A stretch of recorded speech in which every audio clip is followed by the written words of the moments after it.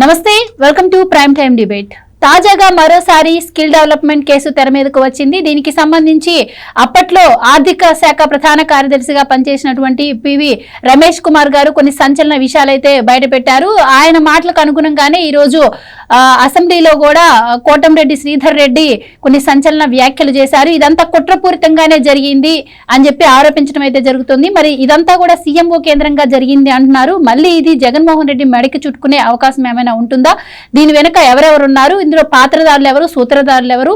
ఇలాంటి విషయాలన్నీ కూడా ఈ రోజు డిబేట్ లో చర్చిద్దాం. మనతో పాటు డిబేట్ లో పార్టిసిపేట్ చేసేందుకు స్టూడియోలో ఉన్నారు సీనియర్ జర్నలిస్ట్ సత్యమూర్తి గారు, అలాగే మరో సీనియర్ జర్నలిస్ట్ డివి శ్రీనివాస్ గారు. నమస్కారం సార్. నమస్కారం అండి. నమస్కారం సార్. నమస్తే సార్. సత్యమూర్తి గారు, ముందుగా మీరు చెప్పండి.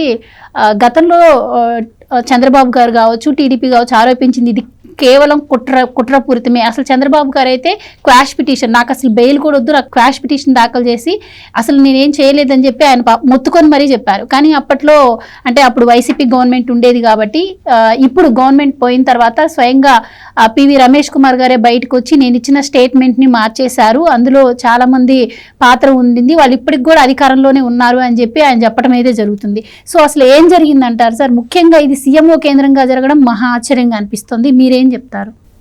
ఇందులో ఆశ్చర్యమేం లేదు. జగన్మోహన్ రెడ్డి చరిత్ర ఒకసారి మనం చూస్తే ఇందులో ఆశ్చర్యపడాల్సిన పని ఏం లేదు. ఎందుకు అంటే అసలు ఆ స్కిల్ డెవలప్మెంట్లో కేసే లేదు.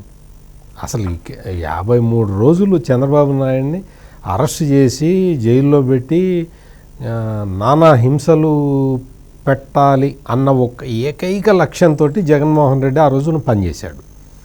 జగన్మోహన్ రెడ్డికి చాలామంది సహకరించారు. అంటే ఈయన వాళ్ళని అడిగి ప్రెజర్ పెట్టి చేయించుకున్నాడా, లేదు వాళ్ళంతట వాళ్ళు జగన్ కళ్ళల్లో ఆనందం చూడటానికి వాళ్ళంతట వాళ్ళే చేశారా, లేదు మేము చెయ్యము అంటే వాళ్ళకి లంచం ఇచ్చో లేకపోతే బ్లాక్మెయిల్ చేసో లొంగ తీసుకున్నాడా? ఈ 3 ఆస్పెక్ట్లు ఇంకా తేలాల్సి ఉన్నది. ఇక్కడ ప్రధానంగా ఏంటి అంటే ఈ ఐపీఎస్ ఆఫీసర్లు, చాలా సీనియర్ మోస్ట్ ఐపీఎస్ ఆఫీసర్లు కూడా ఈ కేసుకు సంబంధించిన వ్యవహారాలన్నీ కూడా వాళ్ళ పర్యవేక్షణలో వాళ్ళు చేసి జగన్మోహన్ రెడ్డి కళ్ళల్లో ఆనందం నింపటానికి శత విధాల ప్రయత్నం చేశారు. అందులో భాగంగానే పివి రమేష్ గారు, ఆయన స్పెషల్ చీఫ్ సెక్రటరీ ఫైనాన్స్గా ఉండేవాళ్ళు. ఆయన ఏంటి అంటే అసలు అక్కడ ఎట్లా జరిగింది ఏంటి అనేది ఆయన్ని అడిగినప్పుడు ఆయన 161 కింద మామూలు తను ఏం చెప్పదలుచుకున్నారో ఆయన పంపించారు. వాస్తవంగా అయితే 161 స్టేట్మెంట్లో ఆయన సంతకం పెట్టాల్సిన అవసరం లేదు, సంతకం పెట్టక్కర్లేదు. అదేంటంటే కేసు దర్యాప్తులో భాగంగా దాన్ని వాడుకుంటారు తప్ప అది జడ్జి దగ్గరికి తీసుకెళ్ళి ఇది సాక్ష్యం అని పెట్టడానికి కూడా వీల్లేదు. అయినా సరే పివి రమేష్ ఏం చేశారు అంటే ఈ 161 స్టేట్మెంట్ని నేను ఇది చెప్తున్నాను అని సంతకం పెట్టి ఇచ్చాడు. అట్లా బహుశా ఆయన చాలా చాలా సీనియర్ మోస్ట్ ఐఏఎస్ ఆఫీసరు, ఆయనకి చాలా విదేశాలలో పనిచేసిన అనుభవం కూడా ఉంది. వరల్డ్ బ్యాంక్ ప్రాజెక్ట్స్లో కూడా పనిచేశాడు ఆయన మరి ఎందుకు ఆ పని చేశాడో తెలియదు. కానీ మామూలుగా చట్ట ప్రకారం 161 స్టేట్మెంట్కి సంతకం కూడా పెట్టక్కర్లేదు. అటువంటిది ఆయన సంతకం పెట్టి, అంటే బహుశా ఆయన ముందరే ఊహించి ఉంటాడు. ఎందుకు అంటే అసలు లేని కేసుని బిల్డప్ చేసి వీళ్ళు ఏదో తప్పు చేయబోతున్నారు అని ముందరగానే మహానుభావుడు ఆ పివి రమేష్ ఆయన ఒక ఏదో ఒక ఆయనకి సిక్స్త్ సెన్స్ చెప్పినట్టుగా అనిపిస్తుంది. అంటే ఆయన చెప్పారు కదా, అంటే చంద్రబాబు గారిని అరెస్ట్ చేయాలని జగన్ అప్పుడప్పుడు అంటుండే వాళ్ళు నా దృష్టికి వచ్చింది అని చెప్పి.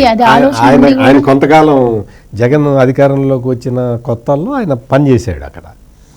ఆయన మరి బహుశా ఎందుకు ఆయన సిక్స్త్ సెన్స్ చెప్పిందేమో దాన్ని బట్టి ఆయన ఆ 161 స్టేట్మెంట్ కింద సంతకం పెట్టి పంపించాడు. అది కూడా ఒకసారి కాదు, 3 సార్లు 3 విడతల్లో వాళ్ళు క్వశ్చన్లు అడిగితే ఆ క్వశ్చన్లకి ఆన్సర్లు రాసి సంతకం పెట్టి పంపించాడు.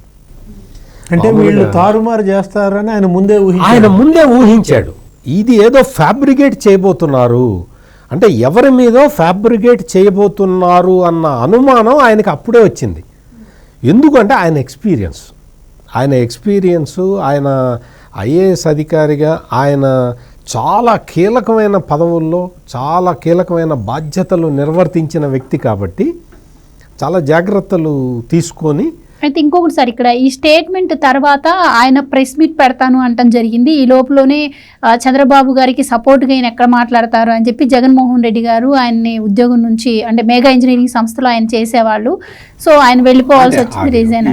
అండ్ ఇంకోటి ఇక్కడ జరిగింది ఏంటి అంటే ఈ దగ్గర స్టేట్మెంట్ తీసుకున్న తర్వాత చంద్రబాబు నాయుడిని అరెస్ట్ చేసిన తర్వాత, అంటే ఈ స్కిల్ డెవలప్మెంట్కి సంబంధించి ఈ వ్యవహారాన్ని ఒక్కొక్కటి వచ్చి వాళ్ళు అన్ని అబద్ధాలు చెప్పడం మొదలుపెట్టిన తర్వాత జగన్మోహన్ రెడ్డి ప్రభుత్వంలో కీలక బాధ్యతలు పోషించిన వాళ్ళందరూ కూడా బయటికి వచ్చి అబద్ధాలు చెప్పడం మొదలుపెట్టారు.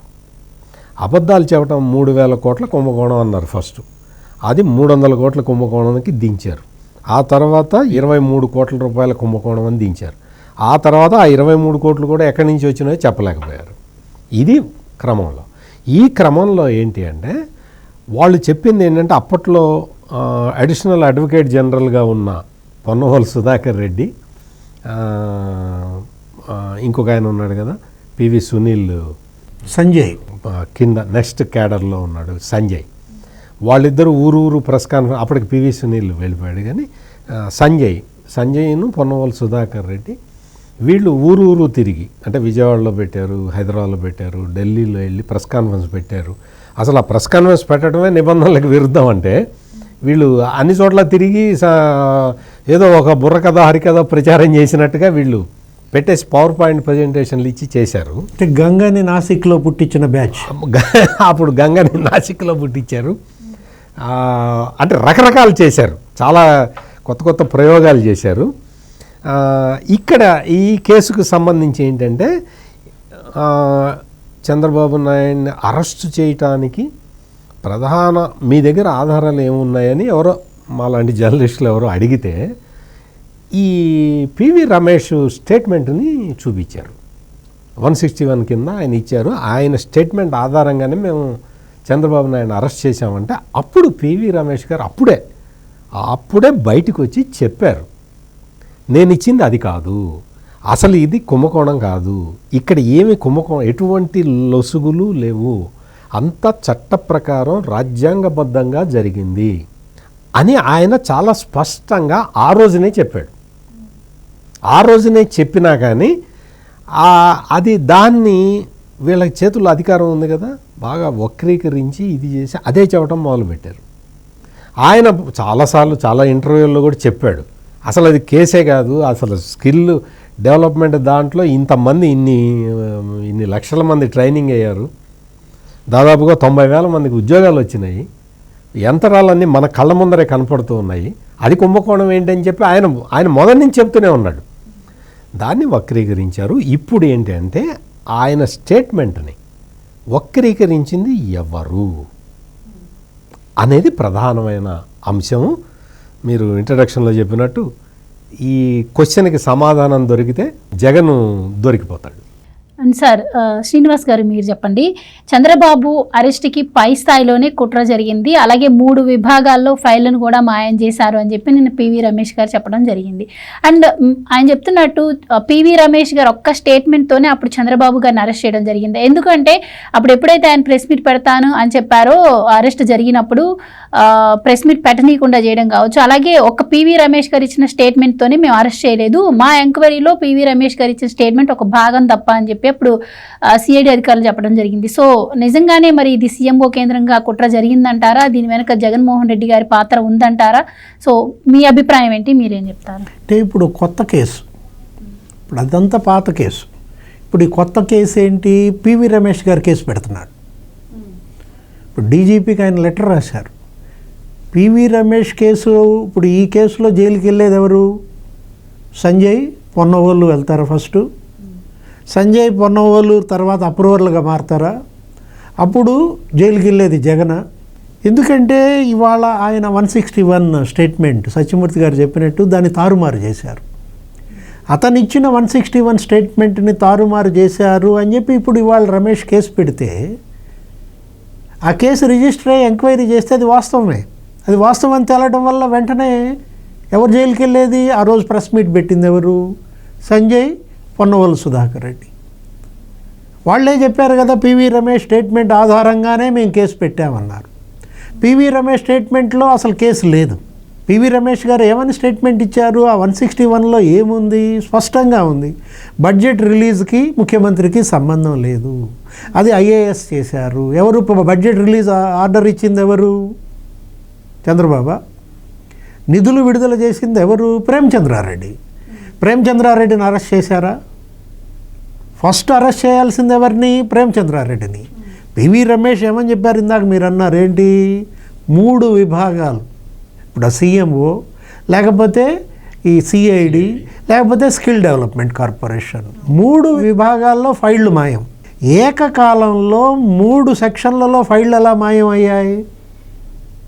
అదే విషయం గతంలో కూడా మనం ఇప్పుడు ఆయన ఇచ్చిన నిన్న ఛానల్ డిబేట్లో మాట్లాడుతూ సత్యమూర్తి గారు ఉన్నారు. ఆ డిబేట్లో మాట్లాడుతూ ఏమని చెప్పారు ఆయన? పివి రమేష్, నేను జగన్మోహన్ రెడ్డి దగ్గర 1 సంవత్సరం పనిచేశాను. ఏది? సీఎం అయిన కొత్తలో 1 సంవత్సరం పాటు ఆయన దగ్గర నేను పనిచేసినప్పుడు ఆయన ఎప్పుడు చంద్రబాబుని జైలుకు పంపాలి, చంద్రబాబుని జైలుకు పంపాలి అని ఇదే అరిగిపోయిన గ్రామ్ఫోన్ రికార్డ్ లాగా మాట్లాడుతున్నాడు. అప్పుడెప్పుడో ప్రవీణ్ ప్రకాష్ అదేదో స్కిల్ డెవలప్మెంట్ అక్కడ ఏదో జిఎస్టీ ఎగ్గొట్టారండి, ఆ నోటీస్ మనకు వచ్చిందని అన్నాడని అతను అన్నాడు కదా అని చెప్పి అప్పుడు అది పట్టుకుని జగన్మోహన్ రెడ్డి అది శరత్ అసోసియేట్స్ వాళ్ళకి ఇచ్చారని. ఇప్పుడు ఆ ఆడిటర్ సంస్థ ఏది? శరత్ అసోసియేట్స్, వాళ్ళ కొంప మురిగింది. ఇప్పుడు వాళ్ళ యొక్క లైసెన్స్ క్యాన్సిల్ చేయమని ఆడిటర్స్ అసోసియేషనే వెళ్ళింది. అదేంటి? అది ఇంకో కొత్త కేసు. అంటే ఇప్పుడు రమేష్ గారి కేసు ఒకటి, నెక్స్ట్ ఈ శరత్ అసోసియేట్స్ మీద ఆడిటర్స్ కౌన్సిల్ పెట్టిన కేసు ఒకటి. అదేంటి? జగన్మోహన్ రెడ్డి ఆ శరత్ అసోసియేట్స్ని కూడా తప్పుదారి పట్టించాడు. దానిపైన కూడా అతను ఇన్ఫ్లుయెన్స్ చేశాడు. ఏమని? మీరు స్కిల్ డెవలప్మెంట్ సెంటర్లకు వెళ్ళొద్దు, మీరు అక్కడ కొన్న ఎక్విప్మెంటు చూడొద్దు, అక్కడ నైపుణ్యం పొందిన విద్యార్థులతో మీకు సంబంధం లేదు, మీరు నేను చెప్పినట్టుగా నివేదిక ఇవ్వండి. స్కిల్ డెవలప్మెంట్ సెంటర్లకు వెళ్లకుండా, గ్రౌండ్ విజిట్ చేయకుండా, సాఫ్ట్వేర్ కొన్నారో లేదో చూడకుండా అసలు మరి ఆడిటర్ ఫోరెన్సిక్ ఆడిట్ ఎలా చేస్తాడు? అంటే కేసులో 80% వదిలేశారు. కేసులో 80% వదిలేస్తే ఇంక కేసు ఏముంటుంది? ఇది కేసే కనుక అనుకుంటే, ఇందాక సత్యమూర్తి గారు అన్నట్టు ఇది కనుక స్కామే కనుక అనుకుంటే, స్కామ్ ఎక్కడ జరిగింది? జరిగిన చోటుకి వెళ్ళాలి కదా. ఇప్పుడు హత్య జరిగింది, హంతకుడు నేను బతికే ఉన్నాను అని చెబుతున్నాడు. వీళ్ళు హత్య జరిగింది అంటున్నారు. వీళ్ళు హత్య జరిగిందని చెప్పినటువంటి మనిషి, ఒరే నాయన నన్ను ఎవరు చంపలేదు, నా మీద అసలు హత్యాయత్నమే జరగలేదని అతను గగ్గోలు పెడుతున్నాడు. ఎలా చూడాలి దీన్ని? ఇది మహాకుట్ర. అదే కోటమిరెడ్డి శ్రీధర్ రెడ్డి అన్నది. ఇవాళ అసెంబ్లీలో మాజీ ముఖ్యమంత్రిగా ఆ రోజు చంద్రబాబుని జైల్లో పెట్టడం 53 రోజులు, ఇది మహాకుట్ర. దీన్ని ఉన్నత స్థాయి విచారణ జరిపించాలి. దీనిపైన వీలైతే ఒక సెషన్స్, ఒక ప్రత్యేక చర్చ నిర్వహించాలన్నది. అసలు మహాకుట్ర అనగానే నీకు ఎక్కడ మహాకుట్ర జరిగినా care of address Jaganmohan Reddy అయిపోతున్నాడు. ఆయన అవినీతి కుంభకోణాలు అదో పెద్ద మహాకుట్ర. ఏది? Quid pro quo. తండ్రి సీఎంగా ఉన్నప్పుడు ఆయన ఏ విధంగా 1,00,000 కోట్ల సంపద, ప్రభుత్వ భూములు, నీళ్లు, మైన్లు తాకట్టు పెట్టి తన యొక్క సాక్షి కంపెనీల్లోకి, లేకపోతే Jagati publications, Indira television, Bharathi cements, ఈ సంపద అంతా కూడా ఒక పెద్ద మహాకుట్ర. వాళ్ళ చిన్నాన్న హత్య ఇంకో మహాకుట్ర. అది మనం కాదు, అది ఎవరన్నారు? సిబిఐఏ చెప్పింది. ఏమని? గ్రేటర్ కాన్స్పిరసీ అని. ఎవరిది? వివేకానంద రెడ్డి. అంటే గ్రేటర్ కాన్స్పిరసీ జగన్ ఇంటి పేరు అయిపోయింది. వైఎస్ కాదు అది ఇంటి పేరు. ఇవాళ greater conspiracy Jaganmohan Reddy. YS కాదు, జిఎస్ జగన్మోహన్ రెడ్డి. అంటే జీసీ ఏది? Greater conspiracy. అరే నీ అవినీతి కుంభకోణాలు ఒక మహాకుట్ర, మీ చిన్నాన్న హత్య ఒక మహాకుట్ర, ఇవాళ చంద్రబాబు జైలు మరో మహాకుట్ర. మహాకుట్రలన్నిటికీ ఆద్యుడు పితామహుడు జగన్మోహన్ రెడ్డి అనమాట. ఇక్కడ ప్రధానమైన ఇదేంటి అంటే ఇప్పుడు స్కిల్ డెవలప్మెంట్ స్కీములో ఏదో ఒక లోపాలు జరిగినాయి అని జగన్మోహన్ రెడ్డి ప్రభుత్వం ఒక థియరీ, కొత్త సిద్ధాంతాన్ని కనిపెట్టి కేసు పెట్టింది. ఆ సిద్ధాంతానికి వాళ్ళు ఎట్లా వచ్చారు అంటే మామూలుగా సాధారణంగా ఏంటి అంటే ఇదిగో ఇక్కడ డబ్బులు మిస్ అయినాయి, ఇక్కడ డబ్బులు దొరికినాయి అని ఎస్టాబ్లిష్ చేయాలి. అది ఎస్టాబ్లిష్ చేయటం పక్కన పెట్టేసి ఈ స్టేట్మెంట్లన్నీ చాలా స్టేట్మెంట్లు సేకరించారు కదా, ఈ స్టేట్మెంట్లలో కుంభకోణం జరగలేదు అనే స్టేట్మెంట్లు వచ్చినాయి అన్నీ. వీటిని ట్యాంపర్ చేసి కుంభకోణం జరిగిందని కేసు పెట్టారు. మెయిన్ కేసు ఏంటి అంటే ఇక్కడ డబ్బులు ట్రాన్స్ఫర్ అయినాయి అనేది కాదు, ఇక్కడ అసలు వీళ్ళ దగ్గర ఆధారాలే లేవు, ఆధారాలు సృష్టించారు అనేది ఇప్పుడు ప్రధానమైన కేసు. ఇప్పుడు మనం కాదంబరి జత్వాని కేసులో కూడా చూసాం. కాదంబరి జత్వానిని, బాంబేలో ఉన్న కాదంబరి జత్వానిని జుట్టు పట్టుకొని లాక్ రావడానికి తప్పుడు డాక్యుమెంట్లతోటి ఒక తప్పుడు కేసు పెడితే ఈ తప్పుడు పోలీస్ ఆఫీసర్లు ఆ తప్పుడు డాక్యుమెంట్లను చూసి అది కరెక్ట్ డాక్యుమెంట్ అని చెప్పి ఆ అమ్మాయి మీద కేసు పెట్టి వీళ్ళు వెళ్ళి ఆ అమ్మాయిని తీసుకొని వచ్చారు. ఇక్కడ జరిగింది కూడా అదే. ఇక్కడ జరిగింది స్కిల్ డెవలప్మెంట్లో జరిగింది కూడా యాజ్ ఇట్ ఈజ్ సేమ్, అంతే. ఫ్యాబ్రికేటెడ్. ఈ ఫ్యాబ్రికేటెడ్ డాక్యుమెంట్ల ఆధారంగా, అంటే ఫ్యాబ్రికేట్ చేసిన డాక్యుమెంట్ల ఆధారంగా చంద్రబాబు నాయుడిని అరెస్ట్ చేశారు. ఇటువంటి కేసులు ఇంకా చాలా ఉన్నాయి. అంటే forgery, tampering of records, everything అంత క్రైమే. పివి రమేష్ సంతకం కూడా ఫోర్జరీ చేశారు. అసలు మొత్తం ఆ డాక్యుమెంట్ మొత్తాన్ని ఫోర్జరీ చేసింది ఎవరు? ఇదే 161 స్టేట్మెంట్ విషయానికి వస్తే వైఎస్ వివేకానందరెడ్డి మర్డర్ కేసుకి సంబంధించి అజయ్ కల్లాము ఈ స్టేట్మెంట్ ఇస్తే నాకు నువ్వు చెప్పు, నువ్వు స్టేట్మెంట్తో నాకు సంబంధం లేదని చెప్పు, నేను ఇచ్చింది అది కాదని చెప్పు, నేను ఇచ్చింది ఇది కాదని చెప్పు అని జగన్మోహన్ రెడ్డి బలవంతంగా అజయ్ కల్లంతో చెప్పించాడు. ఆయన ఏం చెప్పాడు? తెల్లవారుజామున 3 4 మేము అక్కడ కూర్చున్నామండి, వచ్చాడు, బాబా ఈజ్ నో మోర్ అని చెప్పాడు అని చెప్పిన దాన్ని మార్పిచ్చారు. మేమట చెప్పలేదు అని చెప్పమన్నారు. ఆ పెద్ద మనిషి పాపం వచ్చి బయటకు వచ్చి నేను అట చెప్పలేదు, నాకు టైం గుర్తులేదు, నేను అన్నీ మర్చిపోయాను అని చెప్పాడు. ఇప్పుడు ఆ 161 స్టేట్మెంట్ని మార్చటం అనేది జగన్మోహన్ రెడ్డికి అలవాటు అయిపోయింది. అంటే హ్యాబిచువల్ అఫెండర్ లాగా మారిపోయాడు జగన్మోహన్ రెడ్డి. ఆయన పరిపాలనలో పెట్టిన కేసులన్నీ కూడా రికార్డుల్ని ట్యాంపర్ చేసి పెడుతున్నవే అనేది ఒక్కొక్కటి ఎస్టాబ్లిష్ అయిపోతూ ఉన్నాయి. అతను హ్యాబిచువల్ అఫెండర్, కానీ జత్వాని హ్యాబిచువల్ అఫెండర్ అంటాడు. నిన్న ప్రెస్ కాన్ఫరెన్స్, మొన్న 2-3 రోజుల కిందట పెట్టిన ప్రెస్ కాన్ఫరెన్స్లో అండి కాదంబరి జత్వాని హ్యాబిచువల్ అఫెండర్ అన్నాడు. జత్వానియో హ్యాబిచువల్ అఫెండర్ అన్నాడు. అంటే నువ్వు చేసేవన్నీ ఈ రికార్డులో ట్యాంపర్ చేయటం, నువ్వు ఎప్పుడు అక్రమాస్తుల కేసు నుంచి నువ్వు రికార్డులో ట్యాంపర్ చేస్తూనే ఉన్నావు.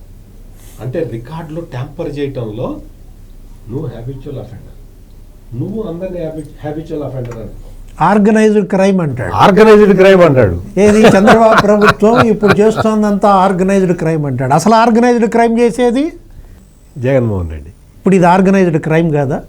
ఇప్పుడు చంద్రబాబుని జైల్లో పెట్టడం అనేది ఒక ఆర్గనైజ్డ్ క్రైమ్. ఇప్పుడు ఈ స్టేట్మెంట్ 161 స్టేట్మెంట్ని మార్చి ఆయన పివి రమేష్ గారు చెప్పింది వదిలేసి కొత్తవి యాడ్ చేసి చంద్రబాబు నాయుడిని అరెస్ట్ చేయటం అనేది అదొక పెద్ద కాన్స్పిరసీ. ఈ కాన్స్పిరసీ మీద ఆల్రెడీ ఇందాక డివిఎస్ గారు చెప్పినట్టు పివి రమేష్ గారు డీజీకి లెటర్ రాశారు, ఇట్లా నా స్టేట్మెంట్ని మార్చారు వీళ్ళు అని చెప్పి. ఒరిజినల్ స్టేట్మెంట్ ఇది, వాళ్ళు మార్చిన స్టేట్మెంట్ ఇది అని చెప్పి ఆల్రెడీ పంపించారు. దాని మీద ఇప్పుడు పెద్ద కేసు రిజిస్టర్ కాబోతున్నది. రిజిస్టర్ అయిన తర్వాత ఖచ్చితంగా దాని మీద ఎంక్వైరీ జరుగుతుంది. ఎంక్వైరీ జరిగితే ఎవరెవరు దొరుకుతారు, కాదంబరి జత్వాని కేసులో ఎంతమంది దొరికారో మనకు తెలుసు. ఇప్పుడు ఎంతమంది దొరుకుతారు అనేది ఒక పెద్ద అందరూ కూడా ఎదురు చూస్తూ ఉన్నారు.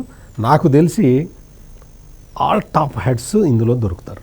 నిన్న పివి రమేష్ గారు ఇంకొక మాట కూడా అన్నారు. ఇది అంటే అన్నిసార్లు ముఖ్యమంత్రిగా పనిచేసినటువంటి చంద్రబాబు గారి పరిస్థితి ఎలా ఉంటే ఇది ఒక వ్యక్తికి జరిగిన అన్యాయం కాదు, వ్యవస్థకి జరిగిన అన్యాయం అని చెప్పి. సో దీంట్లో మంది చాలా పోలీసుల పాత్ర కూడా ఉండే అవకాశం ఉంటుంది. ఇలా ఉంటే అసలు పోలీసు వ్యవస్థ మీదే నమ్మకం కోల్పోయే అవకాశం ఉంటుంది. అలాంటిది ఇప్పుడు వచ్చేసి పోలీస్ వ్యవస్థని కూటమి ప్రభుత్వం వాడుకుంటుంది అక్రమంగా అని చెప్పి ప్రచారం చేస్తూ ఉన్నారు. సో ఎలా చూడొచ్చు అంటారు? ఇప్పుడు ఇందులో ఆల్ హెడ్స్ బుక్ అవుతారన్నారు సత్యమూర్తి గారు. ఇప్పుడు పివి రమేష్ కేసు పెట్టినా, లేకపోతే ఇవాళ మరి కోటమిరెడ్డి శ్రీధర్ రెడ్డి అసెంబ్లీలో డిబేట్ 0 ఓవర్లో అయిన క్వశ్చన్ పైన ఏమన్నారు, RRR డిప్యూటీ స్పీకర్ దీనిపైన ఒక ప్రత్యేక చర్చ పెడదామన్నారు. రేపొద్దున అసెంబ్లీలో ఇది ఒక రోజు రేపు చర్చకి వచ్చిన సందర్భంలో మరి అసెంబ్లీ డైరెక్షన్ ఎలా ఉంటుందో చూడాలి. ఎందుకంటే ఇవాళ ఆల్ హెడ్స్ బుక్ అయితే ఎవరా హెడ్స్? సీఎం A1గా దీనిలో జగన్మోహన్ రెడ్డి వస్తాడు, A2గా CMO. ఎందుకంటే ఫైల్స్ మార్చింది ఎవరు? CMO. వాళ్ళ ధనుంజయ రెడ్డి దగ్గర నుంచి వాళ్ళు మొత్తం ఆ రోజు సీఎంలో ఉన్నటువంటి వాళ్ళు. నెక్స్ట్ సిఐడి ఎవరు? పాత సిఐడి సునీల్ కుమార్ కావచ్చు, కొత్త సిఐడి సంజయ్ కావచ్చు. ఈ కేసు నడిపిన సందర్భాల్లో మనం చూసాం ఎవరెవరు మారారు. ఆ తర్వాత స్కిల్ డెవలప్మెంట్లో ఎవరైతే ఫైళ్ళు మాయం చేశారో అందరూ ఇవాళ మరి వరుసపెట్టి నిందితులుగా ఉన్న నేపథ్యంలో ఈ ఒక్క కేసు విషయంలో గతంలో ఎల్వి సుబ్రహ్మణ్యం ఒక మాట అన్నారు, ఇది పెద్ద రాజ్యాంగ సంక్షోభం అన్నారు. ఇది క్యాబినెట్ డెసిషన్. నిన్న పివి రమేష్ సత్యమూర్తి గారితో ఆ ఛానల్ డిబేట్లో కూడా అదే మాట్లాడారు. ఇది బడ్జెట్ రిలీజ్ ఆర్డర్ ఇచ్చింది ఎవరు? క్యాబినెట్ ఆమోదం. ఇప్పుడు అసెంబ్లీ ఆమోదం, గవర్నర్ ఆమోదం. ఎగ్జాక్ట్లీ. నీకు మంత్రిమండలి ఆమోదించి లేకపోతే అసెంబ్లీ ఆమోదించి గవర్నర్ ఆమోదించి బడ్జెట్ రిలీజ్ చేస్తే అది స్కామా? ఇప్పుడు ఎంత అన్నారు? ఫస్ట్ 3,200 కోట్లు అన్నారు, తర్వాత 3,000 కోట్లు అన్నారు, తర్వాత 30 కోట్లు అన్నారు. 0 కొట్టేసుకుంటూ వచ్చారు. చివరికి ఏమైపోయింది? 8 కోట్లు ఏమో అన్నారు చివరికి లాస్ట్లో. ఏది? అది కూడా GST ఎగేసిన కేసు. ఎవడో GST ఎగ్గొట్టాడు, ఎవరు? Third party. అది తీసుకొచ్చి దీనికి లింక్ పెట్టి అసలు ముఖ్యమంత్రినే జైల్లో పెట్టారంటే అసలు ఇది కందిరీగల చుట్టిలాగా ఉంది. ఇది ఏంటంటే ఎటు తిరుగుతుందో, ఎవరి మెడకు చుట్టుకుంటుందో అర్థం కాని పరిస్థితుల్లో ఇప్పుడు ఈ మహాకుట్ర పాత్రధారులు, సూత్రధారులు అందరూ కూడా ఇవాళ జైలుకి వెళ్ళాల్సిందే. గతంలో పివి రమేష్ ఎప్పుడైతే చంద్రబాబును అరెస్ట్ చేశారో ఆ రోజే పివి రమేష్ ఏమన్నాడంటే ఇది ఒక జగ్లరీ అన్నాడు. జగ్లరీ అంటే అదే సర్కస్లో 100 బంతులు ఇట్లా పైకి విసిరితే ఒక బంతి పట్టుకుంటా ఉంటాడు ఒకడెవడో బఫూన్ లాగా అందరినీ నవ్వించటానికి. అట్లా వీళ్ళు 100 బంతులు ఎగరేసి ఒకటి పట్టుకోవాలన్నట్టుగా, అంటే చీకట్లోకి రాళ్ళు విసరటం. ఏదో ఒకటి తగలకుండా ఉంటుందా చంద్రబాబుకి? ఒక కక్ష సాధింపుతో ఇవాళ చంద్రబాబుని జైల్లో పెట్టిన పాపానికి జగన్మోహన్ రెడ్డే కాదు, ఇవాళ జగన్మోహన్ రెడ్డితో పాటు ధనుంజయ రెడ్డి, సంజయ్, పొన్నవోలు సుధాకర్ రెడ్డి మొత్తం అందరూ కూడా ఇవాళ జైలుకి వెళ్ళాల్సిన పరిస్థితి. ఇక్కడ ఇంకొక ఇదేంటి అంటే ఇప్పుడు మొత్తం రికార్డులను ట్యాంపర్ చేశారు, అక్కడ ఫైళ్ళను మాయం చేశారు. పివి రమేష్ గారు మొదటి నుంచి చెప్తూనే ఉన్నాడు షాడో ఫైల్స్ ఉంటాయి, ఏం వర్రీ లేదు అని చెప్పి. ఈ ఫైళ్ళని మాయం చేయటం అంటే GADలో జనరల్ అడ్మినిస్ట్రేషన్ డిపార్ట్మెంట్లో ఉన్న ఫైళ్ళు మాయం కావటం అంటే పెద్ద తలకాయలు ఉంటే తప్ప ఫైళ్ళు మాయం కావు. చిన్న వాళ్ళు ఏదో డిపార్ట్మెంట్లో అక్కడ ఇక్కడ ఫైళ్ళు తీసి మాయం చేయటం ఇక్కడ అటువంటి పరిస్థితి ఉండదు. GADకి హెడ్ ముఖ్యమంత్రి ఉంటాడు. అందుకని ఫైళ్ళు తారుమారు చేయటం, ఫైళ్ళు మాయం చేయటం, ఇక్కడికి వచ్చేసరికి స్టేట్మెంట్లని తారుమారు చేయటం, అక్కడికి వచ్చేసరికి ఈ తారుమారు చేసిన డాక్యుమెంట్ల ఆధారంగా చంద్రబాబు నాయుడుని అరెస్ట్ చేయటం. అంటే ఏంటి? ఇదంతా కూడా ఒక పెద్ద మాఫియా నెట్వర్క్ చేసినట్టుగానే కనపడుతున్నది. వాస్తవంగా సిమెన్స్ ఇండియా వాళ్ళు, డిజైన్ టెక్ వాళ్ళు ఈ మొత్తం ఇది ఎగ్జిక్యూట్ చేయడానికి సిమెన్స్ ఇండియా 90% పెడితే 10% రాష్ట్ర ప్రభుత్వం పెడితే ఈ 10% అమౌంట్ ముందర రిలీజ్ చేస్తే ఈ 10% మొత్తం కొట్టేశారు అని పెట్టారు వీళ్ళు. మరి అక్కడ యంత్ర పరికరాలు ఎట్లా వచ్చినాయి, సాఫ్ట్వేర్ ఎట్లా వచ్చింది, అవన్నీ కొన్నవి, అవన్నీ మొత్తం అంతా కూడా ఆన్ రికార్డు ఉన్నది. దాని మీద స్టూడెంట్స్ని ట్రైన్ చేశారు. వాళ్ళందరూ బయటికి వచ్చారు. 90,000 మంది ఉద్యోగాలు సంపాదించుకున్నారు ఈ స్కిల్ డెవలప్మెంట్ సర్టిఫికేట్ ఆధారంగా. కుంభకోణం ఏంటి? డబ్బులు బడ్జెట్ ఇప్పుడు మంత్రిమండలి ఆమోదించి అక్కడికి పంపిస్తే మొత్తం శాసనసభ ఆమోదించి బడ్జెట్లో పెట్టి ప్రొవిజన్ పెట్టి గవర్నరు అనుమతితోటి బడ్జెట్ పాస్ అయిన బడ్జెట్ని వాళ్ళకి రిలీజ్ చేస్తే కుంభకోణం ఏంటి? ముందర మీకు డివిఎస్ గారు మీకు గుర్తుండే ఉంటుంది, ఫస్ట్ ఈ పొన్నవల్ సుధాకర్ రెడ్డి, సంజయ్ వీళ్ళు వచ్చినప్పుడు దీనికి క్యాబినెట్ అప్రూవల్ కూడా లేదు అని చెప్పడం మొదలుపెట్టారు. ఆ తర్వాత క్యాబినెట్ అప్రూవల్ ఉన్నది అని తేలి ఆ పాయింట్ డ్రాప్ చేశారు. అసలు ఫండ్స్ తొందరగా ఫండ్స్ ఇవ్వండి అని ఫోన్ చేసి ఒత్తిడి చేశారు చంద్రబాబు నాయుడు అని కేసులో పెట్టారు. ఆయన ఒత్తిడి చేయడం ఏంటి? బడ్జెట్ ఆల్రెడీ ఎలకేటెడ్ బడ్జెట్ ఉన్నది 270 కోట్లు, అది రిలీజ్ చేశారు. అంటే ఒప్పందం కుదుర్చుకుంది ఒక రేటు, అలాగే బడ్జెట్లో పెట్టింది ఒక రేటు అని కూడా చెప్పడం జరిగింది. అట్లా లేదు, అది కాదు. ఇక్కడ క్వశ్చన్ ఏంటంటే ఒప్పందం కుదిరింది 10%కి. మొత్తం 5 రాష్ట్రాలు ఈ స్కిల్ డెవలప్మెంట్ని దీనికి స్కీమ్ని అమలు చేసినాయి, గుజరాత్తో సహా. గుజరాత్లో ఫస్ట్ ఇంప్లిమెంట్ చేస్తే అక్కడికి వెళ్ళి స్టడీ చేసి వచ్చారు. గుజరాత్ గవర్నమెంట్ పెట్టింది ఎంతో తెలుసా? 15% పెడితే ఆంధ్రప్రదేశ్కి వచ్చేసరికి చంద్రబాబు నాయుడు కూర్చొని మాది కొత్త రాష్ట్రం, మా దగ్గర డబ్బులు లేవు, మేము 15% పెట్టలేము, 10% ఒప్పుకోండి అని వాళ్ళని బతిలాడి ఒప్పించాడు. లేకపోతే సిమెంట్స్ ఇండియా వాళ్ళు గుజరాత్ వెళ్ళి మీరు స్టడీ చేసి వచ్చారు కదండి, అక్కడ ఎంత ఇచ్చారో అంత ఇవ్వండి అని సహజంగా అడుగుతారు కదా. మాది కొత్త రాష్ట్రం, మేము అంత ఇవ్వలేము అని గీచి బేరం ఆడి వాళ్ళతోటి 10%కి ఒప్పించి వాళ్ళని, అసలు ఈ 10%కి ఒప్పించటం వల్ల డివిఎస్ గారు డిజైన్ టెక్ కంపెనీకి ఈ స్కిల్ డెవలప్మెంట్ దీన్ని ఇంప్లిమెంట్ చేసినందుకు 17.8 crores నష్టం వచ్చింది. అంటే ఏ కంపెనీ అయితే దీన్ని ఇంప్లిమెంట్ చేసిందో ఆంధ్రప్రదేశ్లో ఆ కంపెనీకి నష్టం వచ్చింది. అంటే నష్టం వచ్చినా ఎందుకు చేశారని మీరు నెక్స్ట్ క్వశ్చన్ అడుగుతారు. ఇదేంటి అంటే ఈ సిమెంట్స్ ఇండియా వాళ్ళ సాఫ్ట్వేర్ని వాళ్ళు వాడుకుంటారు స్టూడెంట్స్. ఇప్పుడు కొన్ని లాంగ్వేజెస్ ఉంటాయి కదా, కంప్యూటర్ లాంగ్వేజెస్. ఆ లాంగ్వేజెస్ ఎక్కువ మందికి నేర్పటం వల్ల ఏమవుతుంది, ఆ కంపెనీలకి సంబంధించిన సాఫ్ట్వేర్లు కొనుక్కుంటారు, వాళ్ళ మార్కెట్ పెరుగుతుంది. Same logic. అందుకని సిమెంట్స్ ఇండియా వాళ్ళు డిజైన్ కోట్ల నష్టం వచ్చినా ఆ లాభం అక్కడ మనం వేరే సాఫ్ట్వేర్లు వేరే కంపెనీలకి, ప్రైవేట్ కంపెనీలకి అమ్ముకోవడం. ఎందుకంటే వీళ్ళ సాఫ్ట్వేర్ మీద వీళ్ళ హార్డ్వేర్ మీద ట్రైన్ అయిన వాళ్ళే మార్కెట్ నిండా ఉంటారు కదా. బయటకు వచ్చిన వాడు అదే సాఫ్ట్వేర్ కావాలని అడుగుతాడు కదా.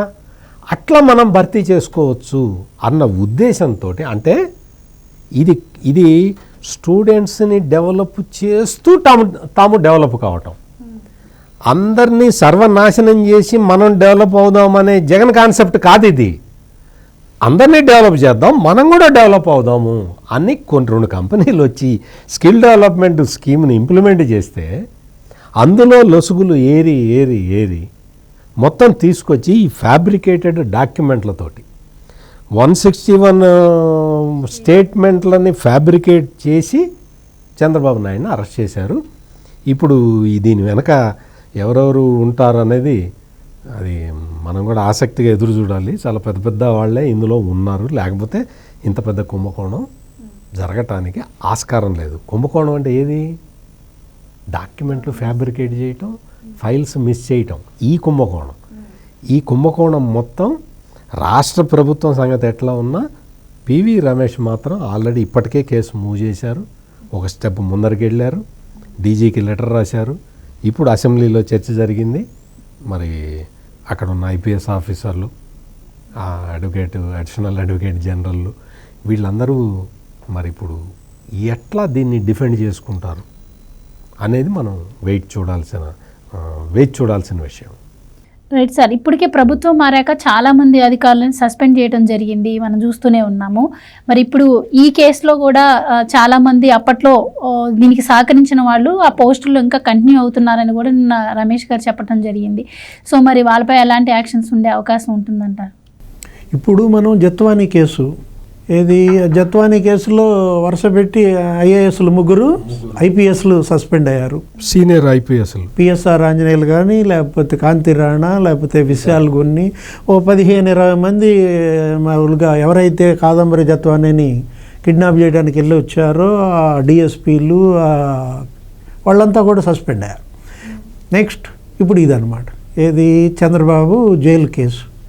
చంద్రబాబు జైలు కేసులో ఎవరు సస్పెండ్ అవుతారు, ఎవరి మీద కేసులు పడతాయి అంటే వరుస పెట్టి ప్రెస్ మీట్లు పెట్టారు కదా. సంజయ్, లేకపోతే పొన్నవోలు సుధాకర్ రెడ్డి, నెక్స్ట్ సునీల్ కుమార్, మళ్ళీ ఇందులో పిఎస్ఆర్ ఆంజనేయులు వస్తాడు, నెక్స్ట్ మళ్ళా ధనుంజయ రెడ్డి. ఇది అటు చేసి ఇటు చేసి ఇప్పుడు ధనుంజయ రెడ్డి దగ్గర నుంచి సలహాదారు పాత్ర కూడా మాట్లాడారు. సలహాదారుల సమక్షంలో పివి రమేష్ జైలుకు పంపాలి చంద్రబాబుని అన్న దీంట్లో సజ్జల రామకృష్ణారెడ్డి పాత్ర. ఇక అటు తిరిగి తాడేపల్లి ప్యాలెస్ జగన్మోహన్ రెడ్డి మెడకి చుట్టుకుంటుందన్నమాట. అంటే ఇవాళ మనం ఒక పాపం చేసినా, ఒక నేరం చేసినా అది పోదు, అది వెంటబడి తరుముద్దు అనమాట. ఇప్పుడు జగన్ చేసిన పాపమో, జగన్ చేసిన నేరమో అతన్ని వాళ్ళ వెంటబడి తరుగుతోంది. ఎంత దూరం పారిపోతాడు, ఎక్కడ దాకా పారిపోతాడు? ఇప్పుడు అసెంబ్లీ అయితే ఎగ్గొడతావు వెళ్ళకుండా, అది కూడా ఎన్నాళ్ళు ఎగ్గొడతాడో చూడాలా. ఇప్పుడు ఏ తాడేపల్లి ప్యాలెస్ ఆయన్ని కాపాడుద్ది, లేకపోతే ఏ యలహంక ప్యాలెస్ ఆయన ఎన్నాళ్ళు ఉంచుకుంటుంది? రా అని పిలుస్తోంది. అసెంబ్లీ కాదు, రా అని పిలుస్తోంది జైలు అన్నమాట. ఏ జైల్లో పెడతారో చూడాలి. రైట్ సార్, అప్పటి వరకు అన్నిసార్లు ముఖ్యమంత్రిగా పనిచేసినటువంటి చంద్రబాబుని అసలు ఏ ధైర్యంతో, ఎలాంటి సాక్ష్యాధారాలు లేకుండా మీరు అన్నట్టు తప్పుడు పత్రాలు సృష్టించి అరెస్ట్ చేయడం అంటే మామూలు విషయం కాదు. అసలు ఏ ధైర్యంతో జగన్మోహన్ రెడ్డి గారు ఇలా చేశారంటారు, ఏం చెప్తారు? అంటే ధైర్యం అంటే ఇది మంచి క్వశ్చనే.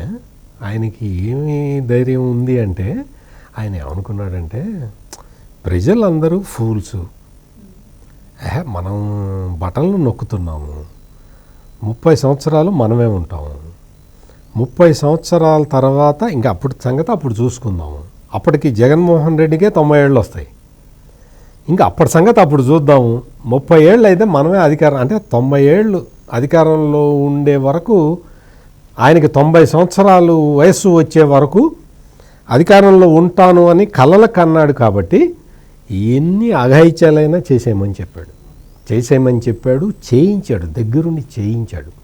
ఇవన్నీ కూడా బావ కళ్ళల్లో ఆనందం చూడటానికి అదేదో చాలా పెద్ద డైలాగ్ ఉంటుంది కదా, ఆ టైపులో 30 ఏళ్ల ముఖ్యమంత్రి కళ్ళల్లో ఆనందం చూడటం కన్నా మన జీవితానికి పరమావధి ఏముంటుంది అని ఆలోచించారు ఈ ఆఫీసర్లందరూ.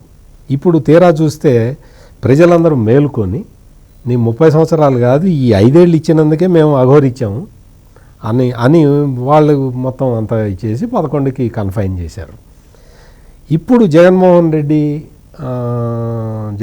ఏమనుకుంటాడంటే, ఇప్పటికి కూడా నా ఉద్దేశం ప్రకారం ఏమనుకుంటాడంటే, చాలామంది అరెస్ట్ అయిన తర్వాత నా దగ్గరకు వస్తారు పోలీసులు, అప్పటి వరకు నేను సేఫ్ అని అనుకుంటూ ఉంటాడు. ఎందుకు, ఇందాక శ్రీనివాస్ గారు చెప్పినట్టు కాదంబరి జత్వానీ కేసులో కానిస్టేబుల్ దగ్గర నుంచి అరెస్ట్ చేసుకుంటూ వచ్చారు, వాళ్ళని సస్పెండ్ చేసుకుంటూ వచ్చారు. 3 ఐపీఎస్ ఆఫీసర్లను సస్పెండ్ చేయడానికే చాలా టైం పట్టింది. ఇంకా ఆ పైన ఇంకా ఇప్పుడు సీఎంఓలో కాదంబరి జత్వానీ కేసులో కూడా సీఎంఓ ఇన్వాల్వ్మెంట్ ఉంది కదా, సెటిల్మెంట్ అక్కడ కూర్చొని చేశారు కదా, సీఎంఓ ఇన్వాల్వ్మెంట్ అక్కడ కూడా ఉంది, ఇంకా టైం పట్టిందిగా. అట్లాగే జగన్మోహన్ రెడ్డి ఒంటరిగా కూర్చొని వీళ్ళందరూ కింద నుంచి అరెస్ట్ చేసుకుంటూ వచ్చిన తర్వాత కదా నా దగ్గరికి వచ్చేది, ఈ లోపల 5 ఏళ్ళు అయిపోదా, కళ్ళు మూసుకుంటే అయిపోతుంది కదా 5 ఏళ్ళు అన్న ధైర్యంతో ఇప్పటికి కూడా జగన్మోహన్ రెడ్డి ఉన్నట్టు నాకైతే అనిపిస్తూ ఉన్నది. ఈ లోపల జమిలి వస్తుందని అదొక ఆశ, ఈ లోపల జమిలి ఎన్నికలు వచ్చేసి ఇది కూటమి ప్రభుత్వం పోతుంది అన్నదొక ఆశ, ఈ ఆశల మధ్య, ఈ ఆశా సౌధంలో జగన్మోహన్ రెడ్డి బతుకుతూ ఉన్నాడు. బతికి ఆయనకి తెలియని విషయం ఏంటంటే అన్నీ కమ్ముకుంటున్నాయి. ఇప్పుడు నిన్నటి వరకు బొర్ర విరుచుకొని తిరిగిన వాళ్ళు సోషల్ మీడియా కేసుల్లో ఏం చేయాలో అర్థం కాక, జగన్మోహన్ రెడ్డి 30 ఏళ్ళు ఉంటాడు అనుకుంటే 30 ఏళ్ళు లేడే అని ఏడుస్తూ కోర్టుల చుట్టూతా, పోలీస్ స్టేషన్ల చుట్టూతా తిరుగుతున్నారు. ఇటువంటి ఫ్యాబ్రికేట్ డాక్యుమెంట్లు తీసుకొని వచ్చి కేసులు పెట్టిన పోలీస్ అధికారులని, పోలీసు ఉన్నతాధికారులని మాత్రం డివిఎస్ గారు వాళ్ళని వదిలిపెడితే, వాళ్ళ మీద కఠిన చర్యలు తీసుకోకపోతే, కఠిన చర్యలే కాదు సత్వర చర్యలు తీసుకోకపోతే డెమోక్రసీకి అర్థం. Right, thank you so much అండి. నమస్కారం. Thank you so much sir. ఇది వాళ్ళ డిబేట్. మరో డిబేట్తో మళ్ళీ కలుద్దాం. Keep watching.